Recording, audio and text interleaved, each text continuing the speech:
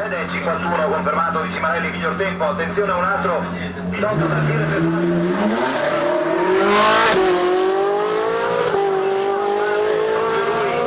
Abbiamo iniziato a giornare a Bavaria. No, già prima. Sì, è andato il secondo tempo. Ah, sì.